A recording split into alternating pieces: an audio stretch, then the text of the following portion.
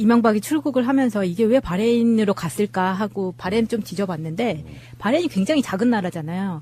수원시 인구 정도밖에 안 돼요. 130만. 근데 지금 만나러 가겠다고 하는 사람이 문화장관인데 마이 빈트 모하메드 알 칼리파 여자예요.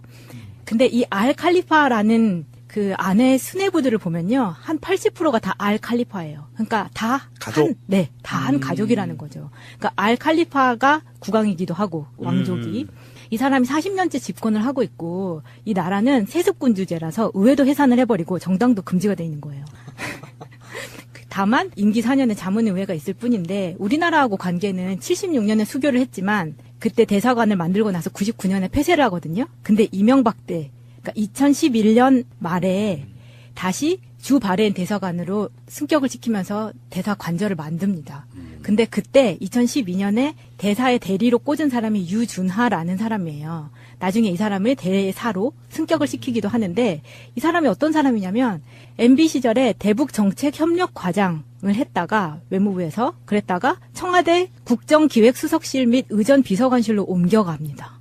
핵심이었네요. 네. 이런 사람을 데리고 나중에 굳이 바레인 대사관을 만들어서 그 대사 자리에다 꽂는 거예요. 왜냐면 바레인이 너무 작다 보니까 이전에 왜 이 대사관을 없앴었냐면 나중에 사우디아라비아랑 그 합병을 시키거든요. 그래서 없었던 데인데 130만 이 나라에 굳이 바레인 대사를 다시 만들어서 자기 사람을 꽂았다는 거죠. 뭔가 냄새가 나네요. 그러니까 정수지가 거기 있네. 예. 사막의 오아시스 같은 게 있네. 그리고 바로 옆에 있는 그 두바이가 IFC, 그러니까 두바이 IFC가 국제금융센터, 거기가 전 세계적으로 조세 회피처나 이 불법 자금의 그 돈 세탁 그 근거지로 유명하다고 하더라고요. 네. 바레인도 마찬가지예요. 네. 그 텍스 헤븐이라고 하더라고요. 네. 영어로는. 조세 피난처 12위로 등록되어 있는 곳이 바레인이고 최근에 이거는 팩트를 체크하지 못했지만 트위터에서 돌고 있는 이야기들 중에 사우디아라비아 왕자들이 지금 처벌을 받고 있는데 이게 바레인에 돈을 숨겨둔 게 적발이 돼가지고 처벌이 되고 있다고 하거든요. 어제 방송에서 의혹 제기한 게 거의 사실에 가깝겠군요. 그러니까 그냥 가지는 않았을 거다. 네. 왜 그 먼 나라를 비행기 타고 그렇게 오랜 시간 동안 노구를 이끌고 굳이 꾸역꾸역 강연 목적으로 가야 되냐. 이명박이 직접 와야 되는 그 지문 이런 게 있었군요. 네. 그런 것 같아요. 홍채인식 이런 거. 그러니까 이제 그런 이야기 하잖아요. 기자들이 따라가야 된다. 따라가서 일거수일투족을 취재를 해야 된다. 네. 안 하잖아. 이 바레인이라는 나라는요, 우리가 아랍권 나라들 중에서 유일하게 술을 먹을 수 있는 나라고요. 돼지고기를 먹을 수 있는 나라예요. 뭔가 신기하네요. 야매 같은데. 그래서 실제로 사우디의 부호들, 왕족을 포함한 부호들이 바레인으로 유흥 여행을 간대요. 한잔하러. 한잔하라고. 그러니까 실제로 그런 나라고, 이 쿠웨이트나 이런 나라들은 바레인을 말할 때, 비하할 때 이렇게 얘기한대요. 술이 최고의 자원인 나라. 유흥 문화가 좀 발달했구나. 예. 그러니까 여기는 이 바레인이라는 데를 보면 전체 수출하는데 27%를 오일이 차지해요. 그리고 나머지는 그냥 다 미미한 거예요. 근데 이거보다도 더 최고로 쳐주는 게 술과 돼지고기다. 바레인은. 그러면 이명박이 과연 이런 나라 가서 무엇을 할까요? 정말 아까처럼 조세 회피처 더하기 이 나라는 경제 구조 자체가 어떤 산업적인 경제를 갖고 있는 나라가 아니라 소비 향락적인 구조를 갖고 있는 나라예요. 그것도 아랍의 중심에서 가운데서. 확실히 뭐가 있네. 뭐가 그러니까 있죠. 예. 바레인이 가는 분명히 한 이유가 있는 것 같습니다.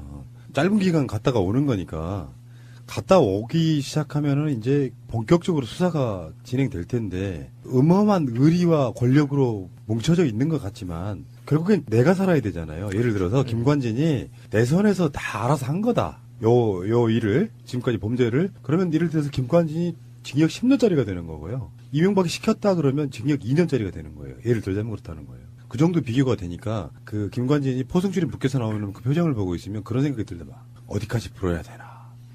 그 생각할 것 같은 그런 느낌이 좀 들어요. 엄청 침울해지는 거죠. 고민 많이 하고 있겠죠. 그리고 실제로 지금 얘네들이 쓰고 있는 전술을 보면 박근혜 때하고 똑같은 전술을 쓰고 있어요. 아까 푸른나무님이 얘기한 것처럼 내가 결제를 하는데 일일이 그거 하나하나 이거 댓글 달아요. 그리고 결제해 준 거 아니라 나는 그냥 전체적으로 업무 보고받고 국정원 업무 전체에 대해서 결제해주고 사인해준 거지 그거를 댓글 공작하라고 한 거 아니야. 이렇게 지금 논리를 펴고 있는데 이게 박근혜 때 썼던 논리거든요. 그리고 그 방송을 김관진이 봤으면 굉장한 배신감을 느꼈을 것 같아요. 거의 꼬리 자르기 식으로 얘기를 하잖아요. 예. 이명박이 그렇게까지 했겠느냐. 그렇지. 그러면 그래서 그 방송을 보고 빡친 김관진이 이제 마음을 돌려먹겠죠. 그럴 수도 있고요. 이게 박근혜 때 전형적으로 벌어졌던 상황인데 우리가 흔히 그랬죠. 박근혜 바보 만들기. 박근혜는 바보여서 아무것도 모르고 그냥 사인했다라고 했는데 이명박은 국가 원수가 그냥 크게 보고 그냥 사인한 거지 개별 그 작전에 개입했겠느냐 이 논리거든요. 근데 이 논리가 이제 무너지기 시작을 하면 그 다음부터 이제 바보 논리가 나오기 시작해요. 재밌는 이야기입니다. 이명박이 혀를 내름거리잖아요. 이 사건 아 진짜 얘는 너무 비호감이에요, 진짜. 비주얼부터. 더러워. 근데 진짜 들어요. 야, 내가 아는 어떤 친구가 하나 있어요. 제가 좀 네. 호되게 좀 다루었던 지금 20대 한 중반쯤 되는 친구인데 친척인데 내가 맡아서 이렇게 뭔가 해야 될 시기가 있었어. 근데 그놈이 그런 과야. 거짓말 할 때마다 혀를 내름거리고 이렇게 입술이 침 바르는 거지 간단히 말하면. 그래서 나온 말이 그거예요. 입에 침이라도 바르고 거짓말이다 이렇게 말하는 거잖아요. 혀에 침을 바르는 행동이 상당히 여러 가지 그걸 내포하고 있다고 하더라고요. 예. 그러니까 단순하게 보면 겨울철이어서 지금 입술이 좀 말라가지고 입술을 촉촉하게 해야 말이 잘 나온다 이런 차원이 아니라 본능적으로 거짓말을 할 때 나는 여러 가지 행동들 중에 이런 거 있잖아. 사람의 품성은 나는 변하지 않는다고 보는 사람이에요. 이명박이 엄마가 오죽했으면 이명박이 때문에 가훈을 정직이라고 했겠냐고. 이게 이유가 있어. 실제로 어린애들 키울 때 못 먹고 못 살던 시절에는 네. 하도 거짓말하고 용돈 타가고 막 이런 방식의 속을 끓이다 보니까 안 되겠다. 뭐 가훈이라고 대단한 거 뭔가를 걸어놓는 게 아니고 자, 너 때문에 오늘부터 우리 집안은 가훈이 정직이야 이렇게 이야기했을 수 있어요. 난 그렇게 보는데 그런 성향이 어렸을 때부터 만들어집니다. 엄마나 아버지한테 거짓말로 하려고 보면 문득문득 입에다가 침을 바르면서 하는 그런 행동들이 나와요. 그게 이 사람은 80년 다 되도록 그 행동을 유지하고 있는 거야. 그래서 3살 도둑이 뭐 80까지 간다 이런 이야기 있잖아요. 예, 저는 그 혀를 날름거리는 그 습관 자체가 거짓말의 어떤 일종의 신호라고 이렇게 알려져 있잖아요. 재밌게 봤던 미국 드라마 중에 라이 투 미라고 있어요. 거기 보면 거짓말 하는 사람들의 어떤 신체적 특징을 이렇게 추적해가지고 이렇게 처벌하는 그런 내용인데 왜 사람들이 거짓말할 때 그런 신체적 특징이 드러나냐면 인간은 어떤 내적인 욕망과 신체적인 표현이 일치해야지 안정감을 느끼거든요.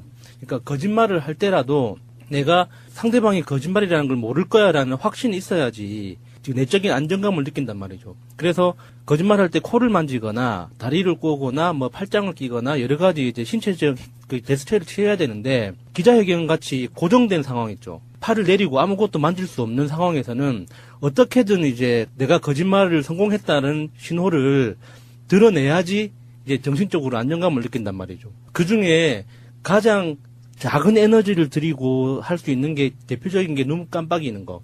그리고 혀 낼름거리는 거, 눈동자를 왼쪽 위로 치켜 뜨는 거, 뭐 이런 그 신호들이 있거든요. 보태기. 예. 보태기. 손석희 앵커가 그 뉴스 진행할 때요. 예. 여러분 자세히 보시면은 꼭지가 바뀌고 자기한테 다시 카메라가 들어오잖아요. 그러면 예라는 말을 하고 시작해요. 예. 그게 습관이었던가요? 그게 안 하면 되게 이상해. 나도 좀 약간 비슷한 게 있어요. 그거 안 해보려고 엄청 노력하는 경우가 있는데 어떤 의미가 되냐면 몸의 신체 반응으로는 애라는 걸 시작해야 꼭지가 새롭게 시작되는 거. 그런 개념으로 보시면 되고 혀 낼름거린다는 표현보다는 정확히 말하면 혀로 입술을 적시는 거거든요. 거짓말을 해본 사람만이 아는 그게 있어요. 상대한테 반응을 보는 막간의 타임이에요, 이게. 뭔가 열심히 막 말을 해놓고 침을 바르는 순간에 상대방의 반응을 보는 거예요. 그게 몸에 배어서 본능적으로 거짓말할 때는 침을 입술에 바른다. 진실로 말을 하잖아요. 그러면 상대방의 반응을 볼 필요가 없어. 그냥 계속 한다고. 예. 이명박이 그 혀를 낼름거리는 행동을 두 가지로 해요. 한 번은 혀를 오른쪽으로 내밀어서 왼쪽으로 입술을 훑습니다. 아니 원래 이명박이 그 특징이에요. 오른쪽으로 내밀어서 왼쪽으로 훑는 거는 입술을 적시는 행동이에요. 막간의 타임에. 요거는 연애할 때 생긴 버릇이 아닐까? 그럴 수도 있다. 근데 왼쪽으로 내밀어서 순간적으로 입술을 훑고 지나가는 그 재수없는 혀날림. 그거 왼쪽에서 나오는 거는요, 요구할 때 꼭 이슈를 던질 때 해요. 그러니까 쉽게 얘기하면 우리가 지금 거짓말 할 때라든지 아니면 뭔가 공작을 해야 될 때 뭔가를 내가 강하게 소신을 갖고 밀어붙인다는 거를 보여주고 싶을 때, 요때는 혀가 왼쪽에서 나옵니다. 그러니까 자세히 분석을 해보시면 예전부터 이명박은 정말 입술을 적실 때는 오른쪽으로 혀를 내밀어요. 그리고 혀가 모양이 둥그렇게 나와서 훑고 지나가요. 근데 거짓말 할 때는 혀가 뾰족해지면서 쥐혀처럼 나와가지고 왼쪽으로 나와서 훑고 지나가요. 저 지금 울고 있어요. 너무 감동. 요거 잘 보시면 돼요. 그러니까 요게 유명정님의 이명박 혀놀림에 관한 거찰. 그렇죠. 박사학위 논문도 하나 나올 수 있겠구나. 혀가 낼름할 때가 어떤 상황들이었는지, 아까 우리가 한번 이명박의 발언 전문을 읽었잖아요. 저는 새 정부에 대해 기대하고 있던 사람이다 하기 전에 혀 한번 내밀고요. 다음에 적폐청산은 한국 정부가 기회를 잡아야 할 시기에 도움되지 않는다. 이 부분에서도 혀를 한번 내밀었고요. 새로운 정부가 들어와서 갈등이 깊어졌다 하는 분도 혀를 내밀었고요. 그러니까 여러분들 지금 들으실 때 이 말은 다 거짓말이다. 이게 다 거짓말인 걸 아시죠? 발전하는 동안 부정적인 측면도 있다는 걸 우리 모두는 알아야 된다. 우리는 외교 안보의 위기를 맞고 있다. 지금 너무 잘 나가고 있는데 지금. 군 조직 정부 기관이 무차별적으로 불공정하게 다뤄지고 있다.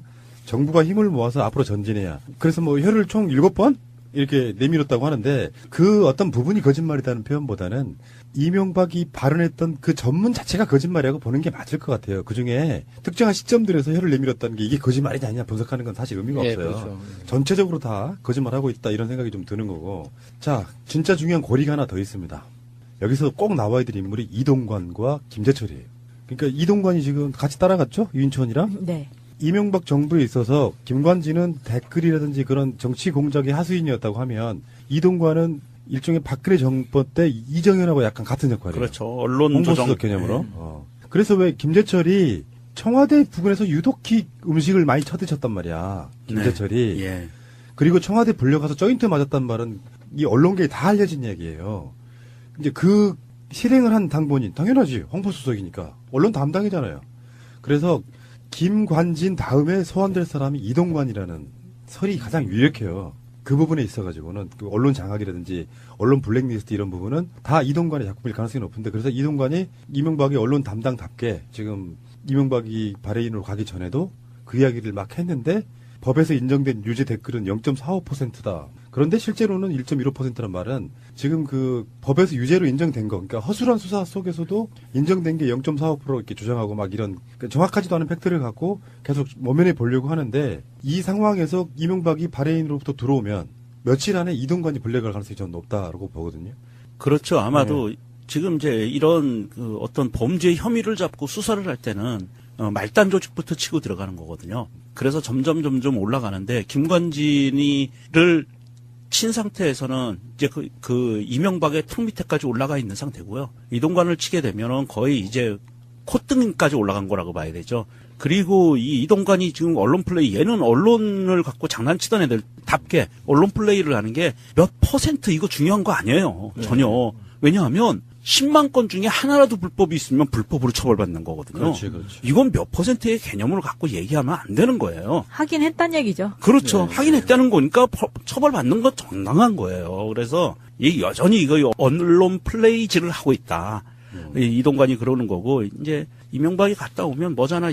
이동관 포토라인에 쓰고 이명박은 제 소원대로 12월 19일 날 해피 벌스데이 하는 날 들어가기를 간절히 빕니다. 이명박이 출국을 하면서 이게 왜 바레인으로 갔을까 하고 바레인 좀 뒤져봤는데, 바레인이 굉장히 작은 나라잖아요. 수원시 인구 정도밖에 안 돼요. 130만. 근데 지금 만나러 가겠다고 하는 사람이 문화장관인데 마이 빈트 모하메드 알 칼리파 여자예요.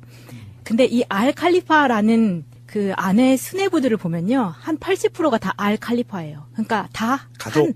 다 한 가족이라는 거죠. 그러니까 알 칼리파가 국왕이기도 하고 왕족이.